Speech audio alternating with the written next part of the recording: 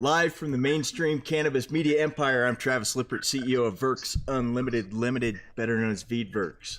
And I'm Michael Miller, national, or I guess international marketing director. International? Yeah, why not? Today, international. Well, actually, I'll allude to that. But anyways, Michael Miller, PanaceaLife.com in beautiful Louisville, Colorado. And I know I say this every Tuesday morning, but what a beautiful day out there. It is a beautiful day. Yeah, not a cloud in the sky. The mountains are snow-capped. It's really nice. My day started off with I checked my phone, and the first text message that I got was from a friend of mine named Tyrone. And it said to give him a call when I had a chance. And so I did, and he didn't pick up and left me voicemail. And then for the next hour and a half, I've just had through my head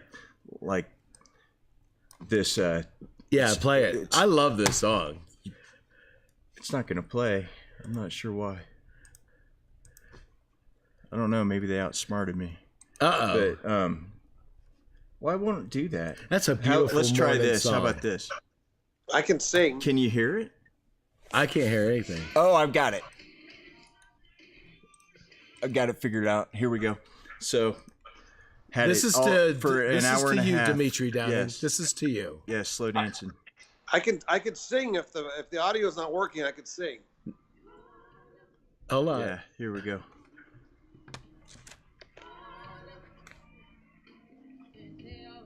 Yeah, you better call Tyrone. Can you hear that, D? Yeah. Can you hear me? Yeah. Call Tyrone. Yeah. It's always a good day when you start with that song in your head. That was awesome. I'm telling you. I'm gonna get Demitri pulled up here. Turn this microphone on, and all right. I feel like I've joined the rest of the world now. Yes. Yeah. Welcome to the show. We've got Demitri Downing from Mita-AZ. Mita-AZ, Southwest Cannabis Conference and Expo. I've known Demitri for a long time. Demitri, welcome to the show. Thank you, Mike. I feel like Godzilla about to attack Denver. Well, you kind of look like it. This is great.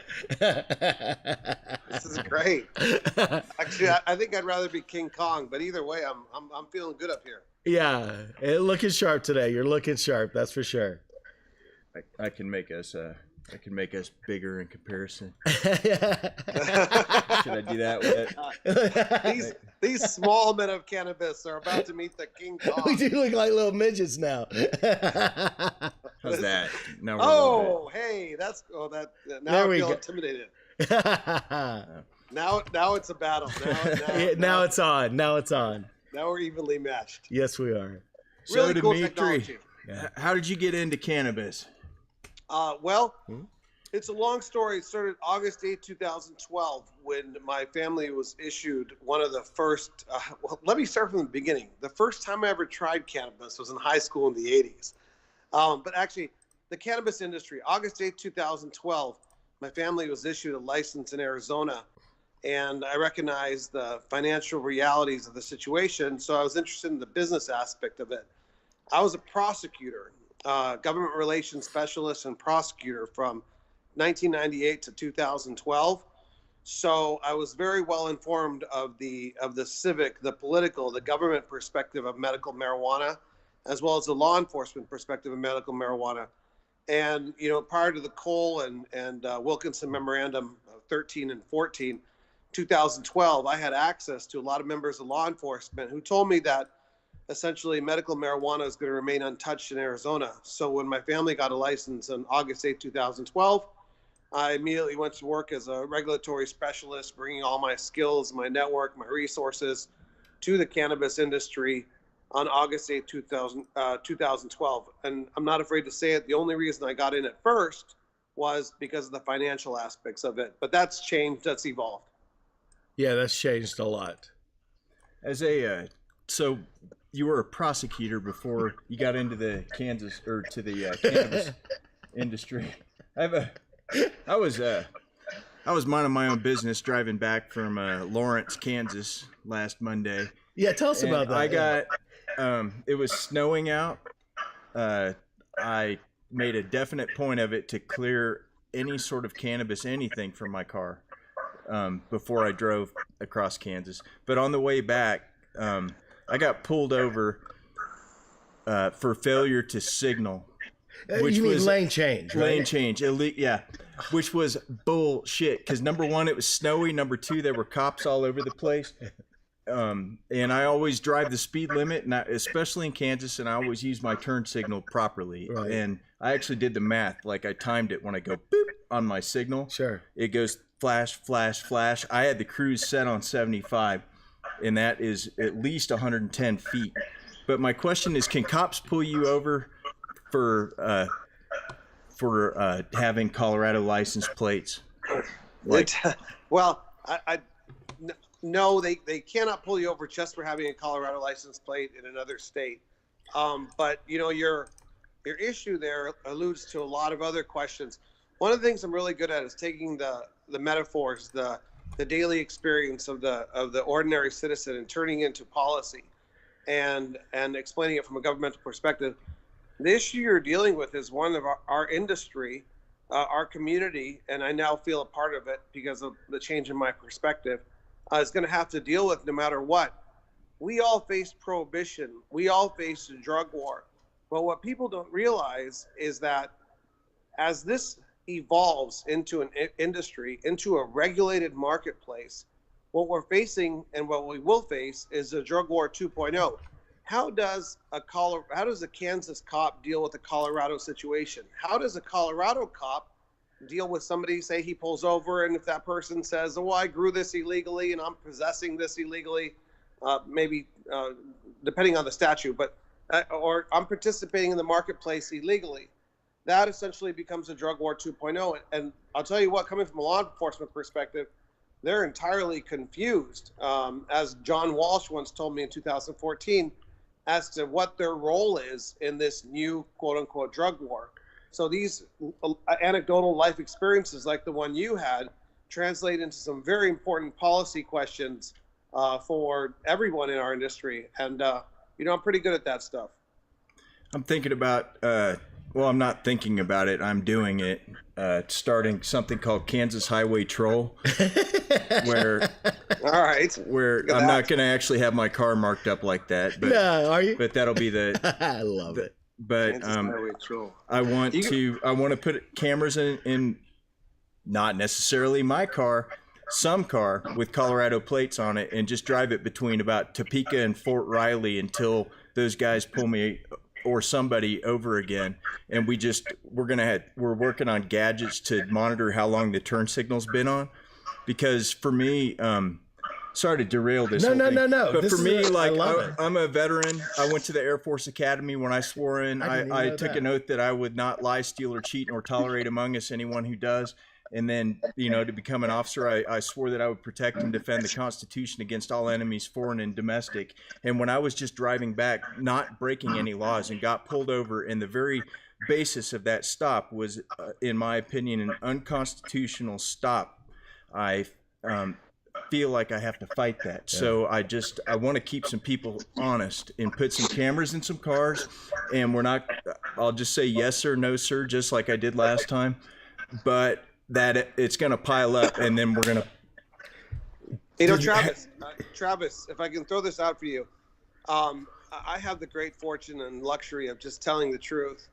Back from my days of consumption, transportation, when I was in college at Boston University, we used to ship pounds back and forth across the country because I recognized the trade route from Tucson, San Diego to Boston.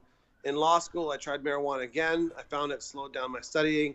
I became pretty conservative at that point. I was a prosecutor, put people in jail all along the trade routes for what essentially were entrepreneurs, but we didn't think too much about the policy aspects of it. And then went to the defense attorney, learned it from another perspective, now the industry perspective. So I've got all these perspectives, so I just dump truth and knowledge as much as I can. But one thing I learned from cops doing all my ride-alongs between 1998 and 2010 is that they have a pretty good way of pulling up on you really, really fast and making you swerve, and that's being exactly able to initiate. Yeah, no, it's a tactic I saw captains, lieutenants, patrol officers use all the time as I was sitting in the car, because to their credit, they're not just doing it to the ordinary citizen. They're doing it to people that they profile as shady. But it happens. You're right, Travis. This happens. I don't think it's right. Did they ticket you? No, he told me as soon as he pulled me over, it's just going to be a warning. You didn't use your turn signal a couple miles back. And They didn't know who they were dealing with. He asked me, but he pulled me over and asked me a bunch of personal questions. The only thing that he got out of that traffic stop is where I grew up, when my parents got divorced, what kind of cancer my dad has. Where I went to school, what I did for my entire career, and what I presently do. And when I said I'm in the cannabis industry, I just knew that he's like, yeah. But he was totally courteous and stuff. But I'm just telling you that the fact it offends me as a citizen of what I want to a free country. I don't want to be in a country where you can pull somebody over and lie about the reason for it. But maybe it was that trick.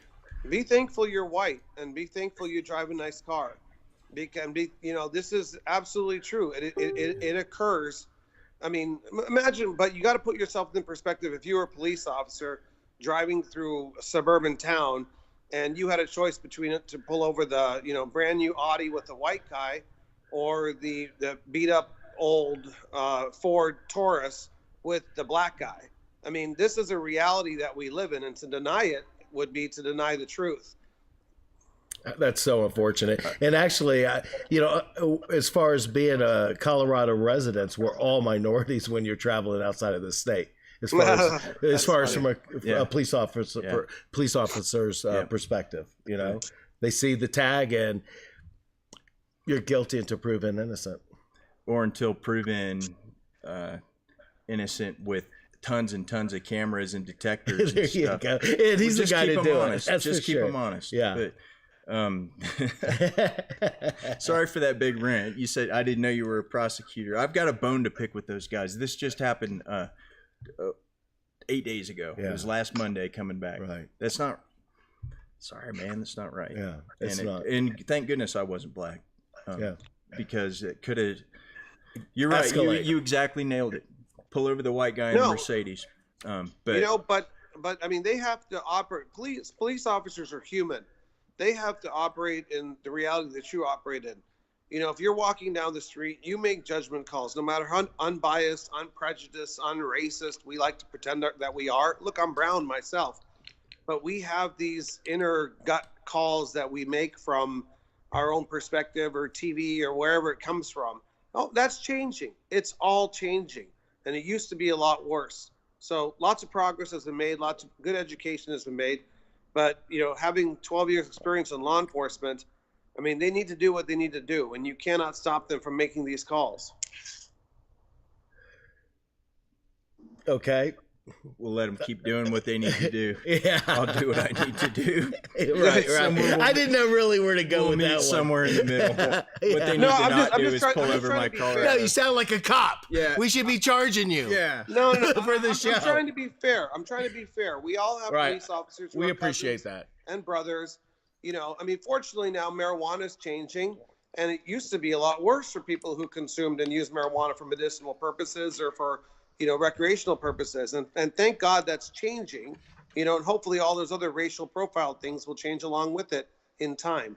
Right. Well, I love your hat. I've always loved the logo. Why don't you tell the viewers, for starters, why did you start the Southwest Cannabis Conference and Expo and the Southeast Cannabis Conference and Expo? And when is your next expo? Exactly along these reasons. The only way these stereotypes and bias and notions break down is if good education happens. Right. When I entered the marijuana industry in August 8, 2012, I honestly thought it was a drug that people just abuse, like alcohol. People abuse alcohol all the time. But what did I care? It was a good industry.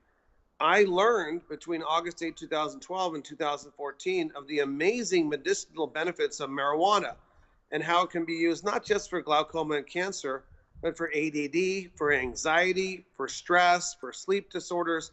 There's so much that marijuana cannabis can be used for. So as the Arizona industry was developing, I saw the need for education of the media, of politicians, of regulators, of conservatives, of Republicans, of Democrats, of naysayers, and also for the industry to get together and share its wonderful successes and how medicinal marijuana works, just basically a community gathering. So we have something called the Arizona Bridal Show here in Arizona. If you're going to get married every year, you go to the Arizona Bridal Show to learn about flowers, photography, et cetera, et cetera. So what we did is design the SWCC Expo. The first one was 2015, to be a hodgepodge, a gathering point, a place where everyone from the community can get together, talk about the industry as it exists, talk about cannabis, talk about the medicinal benefits, talk about policy, talk about the drug war, share information, be transparent, be open, learn from each other. That's what the SWCC Expo was designed as originally. And that was the first one, was in October 2015. We've grown since there and have been doing many other projects in the realm of setting up events, venues where transparency and education can happen. I was trying to type in, I was trying to tag the SWCC Expo and I'm having typical trouble, but. Sorry, I dump a lot of information real quickly. No, keep on doing that. Yeah, no, I mean, that has since evolved into a monthly gathering here in Arizona called Mita, the Marijuana Industry Trade Association. And I specifically call it marijuana because I like to educate people who don't believe in the medicinal benefits of it. And when you start talking cannabis, you lose your audience. The suburban voter in Arizona, the conservative, the Republican policymaker, the law enforcement agents, it's like, oh, you're just calling it cannabis because that's a new fancy word. You're just trying to hide the fact that it's marijuana. Well, we're not even going to get into that semantical debate. We're just going to call it marijuana and let's keep talking. Okay, so that's why we call it the Marijuana Industry Trade Association. And for the last 32 months here in Arizona, we've had 200 to 300 people to get together once a month to have a gathering of the industry. We have politicians, members of the media. I'm checking off the list on my hands here. We have all kinds of individuals from the community get together with industry members, with the latest brands, the dispensaries, the investors, the bud tenders, the wholesalers, to discuss and learn about what's happening in the marijuana industry. And at the same time, we educate a lot of members of the community that are looking to get in or try to figure out what's going on. So a lot of what we do is education. I think it's a lot of what we all do. Can people find it on Meetup? How do people find if they want to become involved with that? We have a bat signal that goes up. I'm just kidding. But is it your logo with the bat on it? No. This logo is from the SWCC Expo, right, which has been rebranded to the USCC Expo, which is actually going to be a wellness lifestyle brand now. But Mita, www.mita-az.org. That's our main focus at this point. We have a big policy shift coming in Arizona from medicinal to adult use in the next 2 years. So Mita's going to be booming here in Arizona. We have more and more non-marijuana world people coming to it. And we have, of course, the marijuana industry in Arizona participating in it. So it's like the #1 place to network. We'll still have the expos, but they're much more complicated animals when it comes to putting them on. Mita is a once a month thing that everyone can come to. Montel Williams has spoke. John Sally has spoke. President Fox has spoke. Ethan Nadelman has spoken. Ethan Nadelman's, I just can't even say enough good things about Ethan. We've had some great participants. I think Michael Miller might have even spoken at one point. No, I've never been invited to your Mita. Okay. Which I have to say, I know a lot about associations. I've been representing associations for about 25 years of my business career, and you do have the best state chapter in the cannabis industry. He does. For people who are looking to get brands into Arizona, they can come to one Mita event and meet 10 to 20 kitchens, 10 to 20 dispensary owners because of these franchising, licensing situations that have to be set up. So it affords that opportunity. At the same time, it allows the politicians and the members of the media and the policy people to watch and see what's happening. Transparent, open, accountable, business-like cannabis industry. And that's what Mita does. And but that's why we call it Mita. because we don't like to hide behind cannabis, which a lot of Republicans, conservatives that still need to open themselves up to the medicinal value of marijuana, they tend to look at you with like that kind of this guy, they're trying to hide behind the word cannabis and change the name of what it is. It doesn't matter. It is what it is, and it will be fine. The truth is the substance has medical beneficial impact. It doesn't matter whether you call it shit weed or, or beautiful cannabis or whatever you want to call it. It is what it is. Do they spell it with a J or an H? I don't know. They have lots of names for it all over the world. Yeah. How's Discount Tire handle in Arizona now, considering they spent $500,000 trying to defeat? Did they really? Yeah. 1 million. 1 million. Discount Tire. I just got tires from there. Never again. Oh my goodness. Oh yeah, I didn't know that. Yeah. Dimitri, why didn't you tell us that? There was Prop 205. I was one of the authors of Prop 205. There's about 10 to 20 of us that impacted that language, and it was introduced as an initiative in April 2015 and voted on in November 2016. We were one of the only one of 9 that lost. 8 won, 1 lost. That was us. Discount Tire, one of the main reasons we lost was because 3.5 million or 5.0 million, I forgot the number, of dollars were put on the no campaign with, basically the traditional marijuana sucks, vote no, marijuana sucks, vote no. We can get into all the specifics, but it was basically traditional prohibitionist language. Discount Tires contributed $1 million of those dollars. Wow. I think 3.5 million number came from the Arizona Chamber of Commerce raised that much in opposition. Wow. So yeah, it was pretty tough. There was a little bit of Insys Therapeutics, I believe. Aren't they Arizona based? Didn't they contribute? Yeah, they put in 500,000. And I refer makers to them, of don't they make like fentanyl patches and stuff? Yeah, they were artificial cannabinoid drug now. They were protecting their proprietary objective. I mean, I refer to them as the embarrassment of the pharmaceutical industry because, Big Pharma hasn't dumped billions of dollars against the legalization campaigns. You haven't seen that yet. You can talk to lobbyists and legislators nationwide, and they'll be like, well, where's Big Pharma's, check to me? Where are they coming to me and saying, don't legalize, don't do this? They're not. And that's entirely a myth. And I work with politicians and lobbyists all the time. This little pharmaceutical company was protecting itself because they're working in the space. So when they donated 500,000, they perpetuated and contributed to that myth that Big Pharma is trying to eliminate or keep cannabis from being legalized. That's why I refer to them as the idiots, the accidental pharmaceutical company that embarrassed the rest of the pharmaceutical company. Because if Big Pharma really wanted, I'm a lawyer by trade, if they really wanted to come down hard on the cannabis movement, they could have a long time ago. But what happens in the boardrooms is the executives, whether it's tobacco or Walmart or Big Pharma, the executives will sit together around a table. All 18 of them will. Johnny, executive over there, will say, hey, I got this great idea. The world's moving towards cannabis. Why don't we participate? Why don't we lobby? Why don't we do this? Why don't we do that? And their corporate lawyer will stand up in the background and say, hey, you guys have a duty to your shareholders. I must advise you that you're talking about participating in a substance that's federally illegal. Okay, let's move on to the next subject. And a lot of people don't realize that major corporations have a much bigger duty to their shareholders, and they like to believe in the myth of Big Pharma trying to keep cannabis down. That's why those fools that you referred to here in Arizona were just exactly what they are. They were fools not just by a policy standpoint, but fools by an operational strategic standpoint as well. I used to day trade their stock a lot. Did you really? Back years before the cannabis industry. Yeah. Yeah.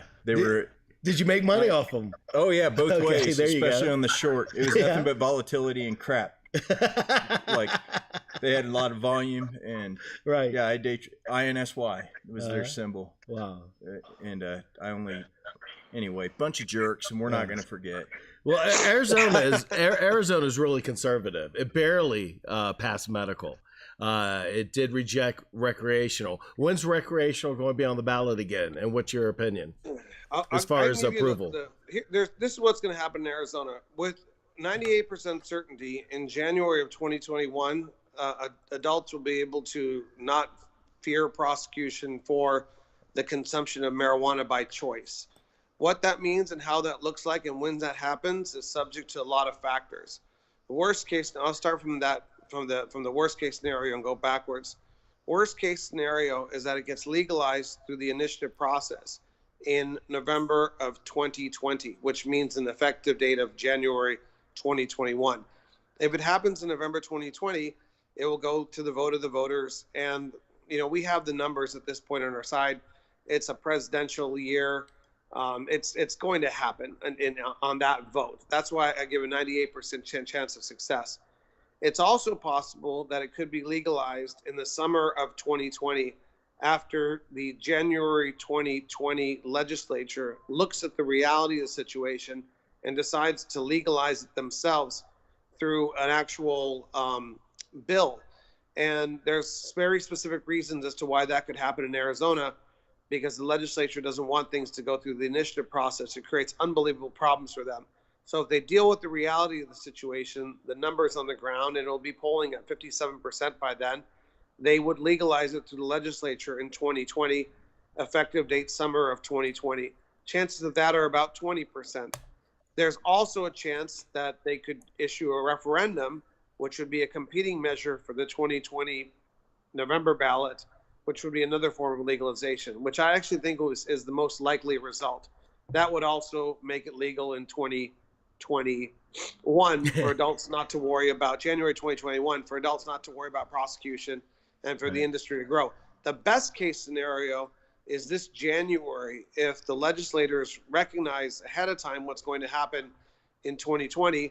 In 2019, they could pass through a measure that legalized it, what I call legalization light, in the summer of 2019, which would be 7 months away.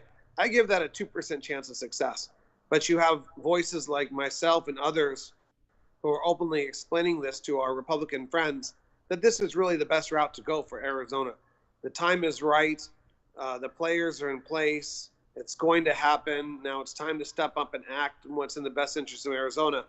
And that would be some sort of adult use light, without, the advertising for recreational or for fun use, as they call it in Spanish. Sorry. He can say that. I did that intentionally. I know you did. So, in Mexico, recreational use is called fun use. Anyway, so, yeah, there's something called adult use light, which is being introduced in the legislature in January, and if they wise up, they'll initiate that.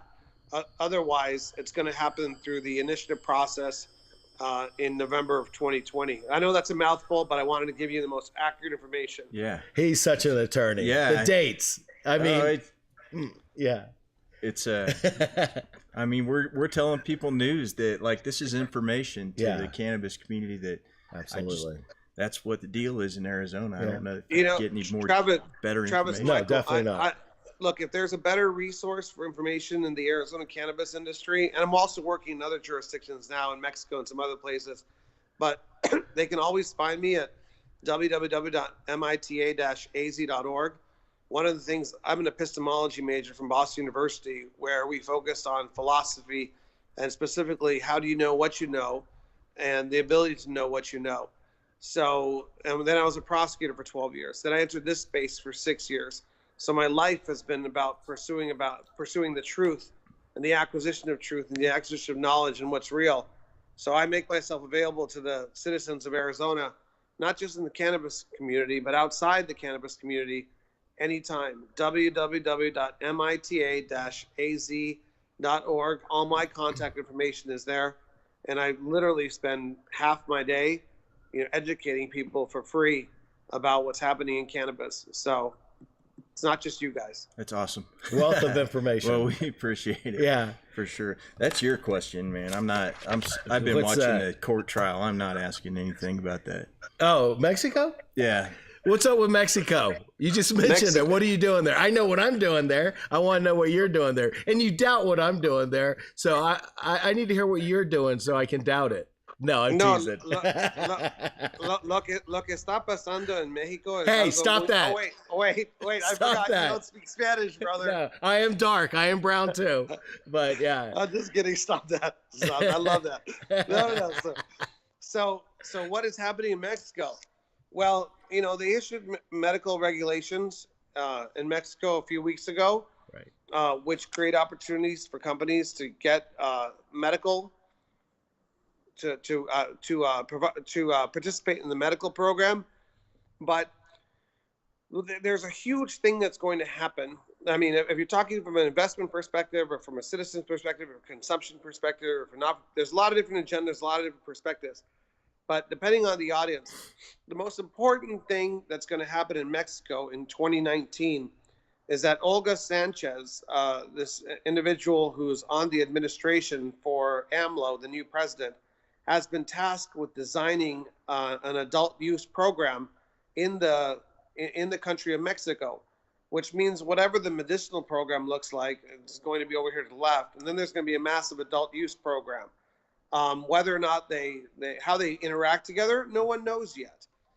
It hasn't even been introduced yet. But every single minister, every single cabinet member has talked about how it's going to happen, and they're prepared for it to happen. The country of Mexico is waiting for it to happen. It has a great traditional use as an herbal remedy, as a therapeutic remedy. So people are excited about it happening. So while they have a medicinal program right now in place with a very convoluted process of getting proper approval from COFEPRIS, the governing agency, all that's about to change. So, I mean, as Michael has alluded to, the navigational aspects of Mexico are not as clear as most people would like to say they are right now, even under medicinal, but it doesn't really matter because all that is about to shift. Right. Into a big adult use market of 130 million people. So, how Mexico looks is yet undefined, but we know they have 3 growing seasons, year round, and it's going to happen in a big way down there. Absolutely. Well, I've never met an Olga I didn't like. There you go. So I was thinking, I know 3 or 4 Olgas, and they're all awesome. So hopefully keep it up. I love Mexico. I love going down there. I love the people, the food. Definitely have my eyesights down there, at least for hemp and CBD right now. No, 100%. It's going to be an amazing market down there. And as President Fox likes to say, we grow 60% of the tomatoes that are sold in the United States. Why shouldn't we grow 60% of the cannabis? So, cultivation-wise, I mean, we got a lot of long-term regulatory hurdles to deal with. Right now, we have intrastate, economies of cannabis. Eventually, we might have interstate economies of cannabis, or through IGAs have cannabis, going back and forth between Kansas and Colorado. Although it'd be much more likely Colorado, California first. But and then eventually we're going to be looking at interstate, international transportation of cannabis. All this is yet undefined, and nobody knows exactly what to do. A lot of well-educated people are pulling from other, industries and other models that they're familiar with, whether it's liquor or banking or whatever, to try to place these regulations on top of the cannabis plant. But there's a lot of people talking about this internationally, and there's a big push towards the international commoditization of cannabis, and how that looks is yet undefined. But there's a big world out there with 7 billion people with a lot of places that can grow cannabis, and the United States can't just lock itself. Arizona can't just lock itself into a compartment and not expect to participate in the rest of the world economy, not with modern transportation, shipping, and all that kind of stuff. So it's, this is exciting stuff. Yeah, I love it. So do I. Me too. I tell you what, this episode has been one of the more educational ones we've had. Yeah, definitely. I think I'm moving to Arizona. I'm not. You know why I'm not? Because Discount Tires. Yeah, forget you. Discount Tires. Get them out of your state. Same with you too. I know. Wells Fargo. No, I'm Bank of America. Huh? Oh, you hate Bank of America? No, I'm with them. Oh, you're with them? And I have to say, you're probably with Wells Fargo too. They probably started an account. No, in TD your name. Bank. TCF. Yeah, sorry. If you got a little bit of a voice, sometimes it's fun to talk trash on the people who are actively, standing between us and a more fair and healthy culture. Right. Well, Demitri, go ahead. So we're going to make it happen here in Arizona. Discount tire, no discount tire. The industry now is a $600 million robust, well-strategized, well-developed medicinal industry. You better believe lots of that money is coming towards adult use. Not just from a moral perspective, but from a financial perspective, it's better for the businesses.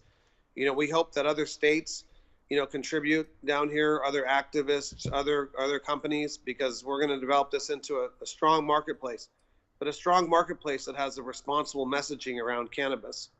Yeah. I guess I have the one last question. I have one last question too. I think President Trump is going to legalize marijuana in the next 12 months. What's your opinion? 100% something big is going to happen. One thing I love about Trump is that he's all about the money. He's all about the stocks. And that's one of the reasons he's going to do that, and to help his reelection. But the fact of the matter right now is that he has friends. Okay, so they wake up, they read the Motley Fool, they read CNBC, they look at the cannabis, they look at stocks. Mm-hmm. And then now there's like 30 seconds, 3 minutes, 30 minutes about cannabis stock every day. So you have the mom and pops from the suburbs. You have, Goldman Sachs individuals who are saying, okay, I want to invest in cannabis stock. And they're seeing their money being sucked into Canada, right? Right. So if you want to invest $1 million right now in cannabis stock, the money goes to Canada. So these people are friends of Trump. These people are connected to Trump. So eventually, whether it's through anecdotal information or through some firsthand, it's going to come to him that he's going to say, well, how do we keep the money here? What kind of adjustments do we need to make sure that the American cannabis companies are the ones that win, not the Canadian? He's not going to think about the morality or a lot of things that we would think of.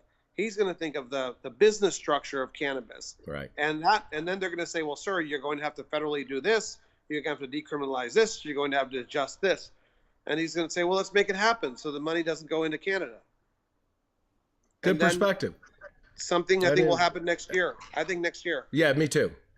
What is as Arizona looks at different ways of legalizing, where does Arizona stand on home grows? Those are the biggest questions. The biggest questions that are not just being asked state by state, nation by nation, but should be asked. What is the proper licensing structure? What is the proper participation of the individual in the marketplace? When I started this, I had no concept, no clue whatsoever as to what a marketplace should look like. I quickly evolved into a limited licensing, no home grow guy because I was thinking about the business perspective. But then that evolved and changed. And now I'm more of a free market guy, a free enterprise guy, not a free the weed kind of guy, but a guy who appreciates the fact that an individual should have the right to grow and consume what they want to on their own land. That's a great American tradition. It's a great global tradition of the small farmer. So Arizona right now, the people writing the initiative are actually wrestling with that very particular point. We will see what comes out of it. But there's no question whatsoever that, limited licensing, like New York, Florida, Arizona, lots of places, is an inhibitor. Not an inhibitor just towards innovation, entrepreneurs, but also if you create an economy, whether it's Cox Communication Cable, whether it's nuclear energy, whether it's restaurants, if you create a situation where the bud tender one day can't wake up in the morning and dream of being an owner, you're inhibiting the growth and progress and development of individuals, of your community, of your country, etc. That's just what I've come to firmly believe, studying economics for the last 6 years. How that plays itself out, who I open my mouth to, depends on if I get on one of these Skype shows or not.